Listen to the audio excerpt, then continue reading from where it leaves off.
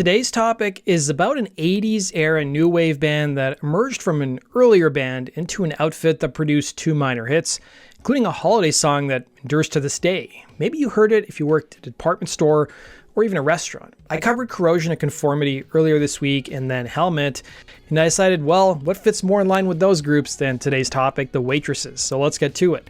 While the frontwoman of the Waitresses was Patty Donahue, the band was really the brainchild of guitarist and songwriter Chris Butler. Butler had gotten his start as a giggy musician years earlier. He attended Kent State in Ohio, graduating in 1972 with a sociology degree. He was at the infamous Kent State massacre in 1970 and was actually one of the student protesters that had been fired on by the Ohio National Guard. The protest was against the Vietnam War and President Nixon's expansion into Cambodia. 4 students were killed and 9 were wounded. Butler remarked about the incident years later. I went to the 10th year memorial in 1980. I looked at the people who attended the service and I saw a lot of people whose demons hadn't been exorcised. It was during Butler's time at Kent State he played bass for the band 156075, also known as the Numbers Band. The Numbers Band experimented with a mix of blues and jazz and also featured future Devo founder Gerald Casale, who took over bass as Butler left the band. All of these bands were part of the local scene that quickly became known as the Akron sound, which was popular throughout the state of Ohio, but very few bands went on to experience national and international levels of success. Butler told the San Francisco Examiner that during his time at Kent State, he went to school with a guy named Liam Sternberg, who later went on to become a successful producer and songwriter. He famously wrote the Bangles hit Walk Like an Egyptian and also wrote the theme for the TV show 21 Jump Street.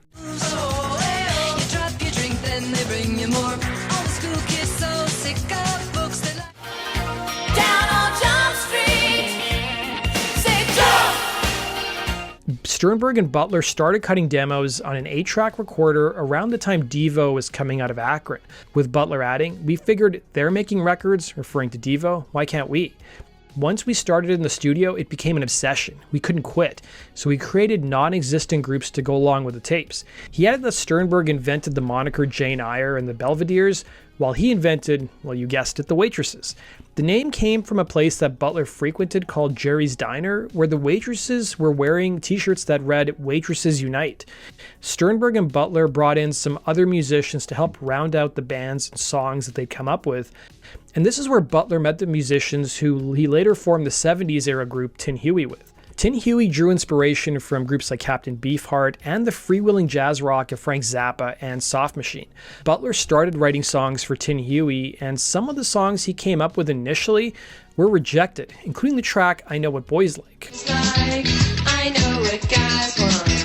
I know what boys like.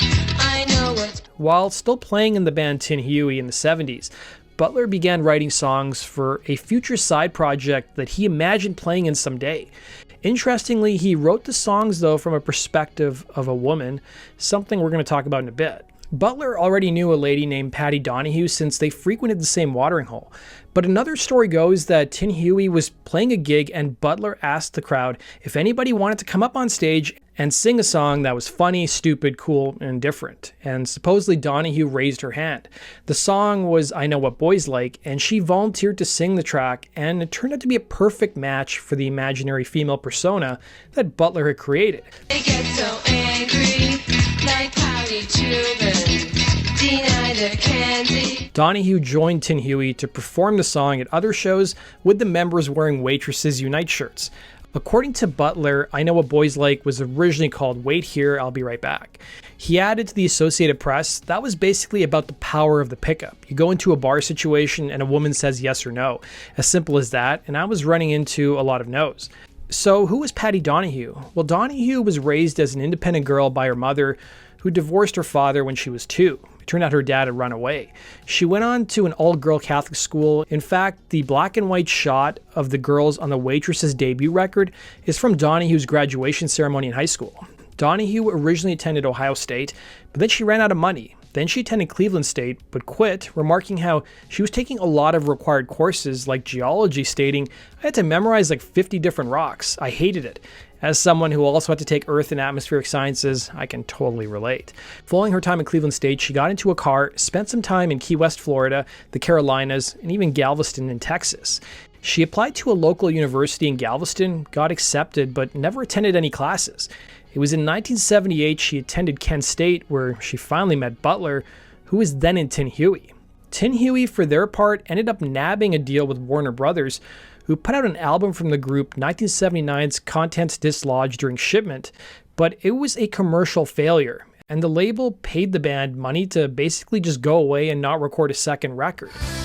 I'm a believer, I couldn't leave her if I tried. The tapes that Sternberg and Butler recorded that I had previously mentioned found their way to Mark Mothersbaugh of Devo, who gave them to Dave Robinson, who was the then president of Stiff Records in England. Robinson was shocked that there was a whole scene in Akron, of all places, comparing it to Liverpool in the 60s. Word had gotten back to the pair that Stiff Records wanted to put out these tapes, but they hadn't invented enough bands yet, so they came up with some more monikers. The Akron sound tape also featured a fuzzy picture of these supposed waitresses, with Butler telling the Journal-Herald it was just whoever was standing around, just like the record. According to the Journal-Herald, even music critic Robert Christgau was so intrigued by the supposed scene in Akron that he went there to investigate it, while other reports claimed Butler invited him. But Butler clarified that there really was no scene in Akron, but he did find it funny when legendary producer Jerry Wexler, who worked with Aretha Franklin and Bob Dylan, came to the city to investigate the scene for himself. Following the dissolution of Tin Huey, Butler moved to New York. DJ Mark Kamens showed the song I Know What Boys Like to Island Records, and he soon got a job there as an A&R man, and the Waitresses got offered a record deal. Asked where his band The Waitresses were, Butler replied, "They're back in the Midwest." As you can probably imagine, in reality there was no band named The Waitresses. Unable to put a group together quick enough to keep the offer from Island, he instead secured a deal from ZE Records, a subsidiary of Island Records. ZE wanted to issue I Know What Boys Like as a single, but they also needed a B-side, so Butler had to quickly put together a real version of The Waitresses. Butler enlisted a variety of musicians, including bassist Dave Hofstra, television drummer Billy Fica, keyboardist Dan Clayman, Ariel Warner on backing vocals. Hofstra was later replaced by Tracy Wormworth. As for their frontwoman Donahue, Butler stated that he had to wait for Patty to graduate from college. He remarked how it took her 7 years to get her Bachelor of Arts, but luring her to New York from Ohio also took some coaxing. He offered to wire Donahue his last $50 to get her on a bus to the Big Apple. According to the liner notes of the Waitresses 1990 Best Of album, Donahue replied to the money offer, "Okay, there's nothing good on TV tonight anyway." The song I Know What Boys Like was issued as a single in 1980 with the B-side No Guilt. While it didn't chart at the time, it did however become a dance club favorite, with several publications claiming it sold somewhere between 10 to 50,000 copies. The Waitresses played their first show together on January 3rd, 1981. They soon hit the road to support the single, an awful experience according to Butler, as the label really didn't provide much in the way of support. Then by August of 81, their label came up with a strange idea. They wanted to put together a Christmas album featuring their own roster of artists.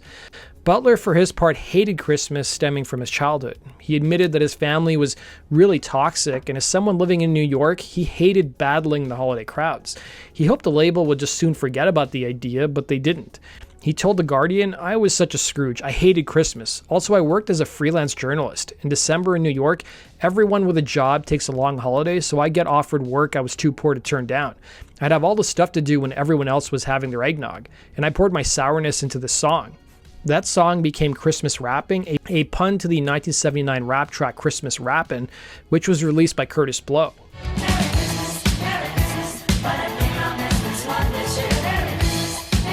The band laid down the tracks over 3 days in the studio in September of 81. Butler actually ended up finishing the lyrics in a car on the way to the studio.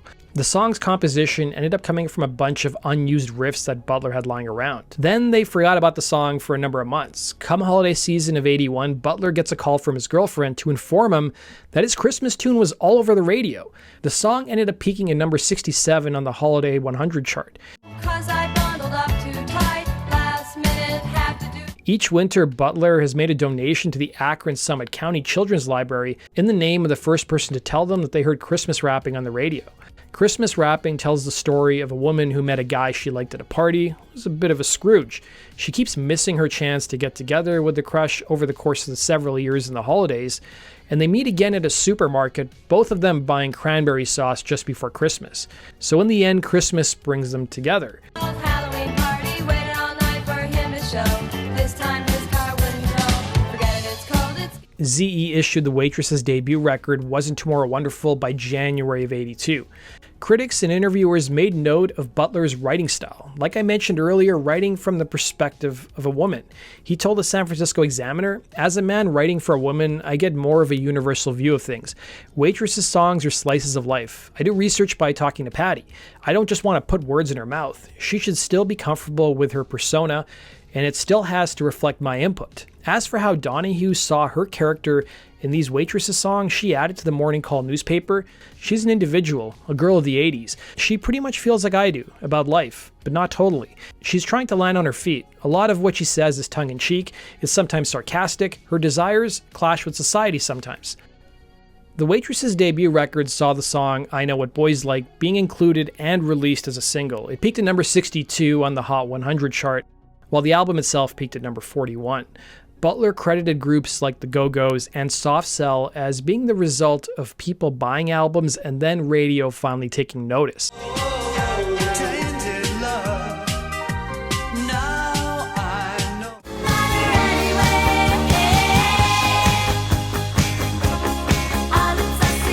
I also want to note that around 1982, it was a pretty tough time for the record business. According to the Journal Herald from Dayton, Ohio, new acts were struggling to get radio play, making the Waitresses' success all the more impressive.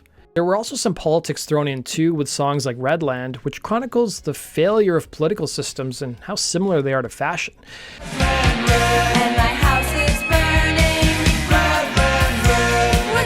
The Waitresses were hired in September of '82 to record the theme for the TV show Square Pegs, an early '80s sitcom that featured a young Sarah Jessica Parker. The band also appeared in the pilot and a few other episodes. Square pegs, always never quite right. Square pegs, square pegs, square. Their music also made some appearances in the episodes as well. Let's really hear it for the Waitresses! I know what boys like. I got what boys like. The band by the end of '82 issued an EP called I Could Rule the World If I Could Only Get the Parts, which included Christmas rapping and Square Peg's theme. The EP's title track was actually a Tin Huey song. Rule the world if I could only get the parts.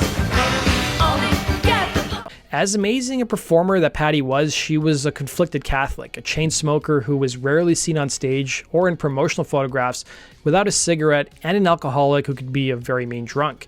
Add to that drugs and you had a very combustible situation. But she also had a fierce lower middle class Midwestern work ethic and was known to refuse to perform lyrics she considered raunchy. Her father had abandoned her family when she was young, and she would later develop a pattern of dating guys that enabled her bad habits. And trying to rein in her behavior while they toured and recorded, Butler agitated her rebellious nature.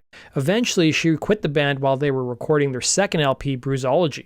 According to Butler, Donahue left the sessions in England, flying home to America before the album was finished. Butler claimed they tried to reconcile for a summer tour, adding, "All hell broke loose and Patty quit again." Butler brought in Holly Vincent, who played only 8 shows with the group. Then ahead of a New York date, she just simply vanished without warning. Butler added, "That really broke my spirit.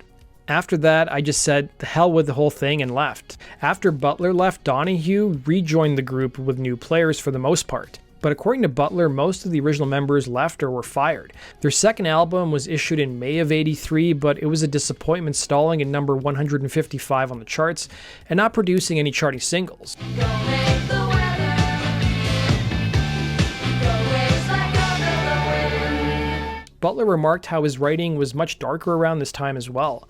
By late '83, Butler, who is now out of the group, gave some interviews, including one to the LA Times, where he called the whole situation, and I quote, "evil and sick," claiming that Donahue's continued use of the band's name was both morally and legally wrong. Butler claimed he came up with the name as far back as 1977, 18 months before Donahue joined the group.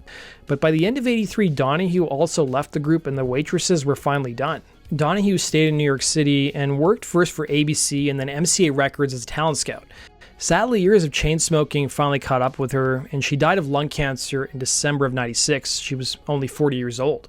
Butler did reconcile with her on the phone before her death, and the pair even chatted about doing some reunion shows, but sadly that never materialized.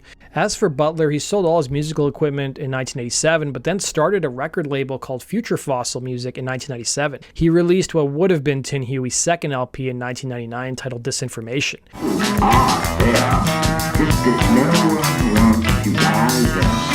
He also, strangely enough, lives in Jeffrey Dahmer's childhood home. Christmas rapping has since appeared in countless movies and TV shows, and has also been covered by numerous artists, including Save Ferris and the Spice Girls in 1998, as the B-side of their #1 single, Goodbye. Merry Christmas, but I think I'll miss this one this year. Merry Christmas. Christmas rapping re-entered the charts in subsequent years, of course, due to the holiday season. Invited me with the world's smallest turkey, already in the oven, nice and hot. Oh damn, guess what I... As for how Butler feels about Christmas rapping now, he claims that he feels differently, as it's also helped pay for his kid to go through college, but he still admits that he hates Christmas itself. That does it for today's video, guys. Thanks for watching. We'll see you again in Rock and Roll True Stories. Take care.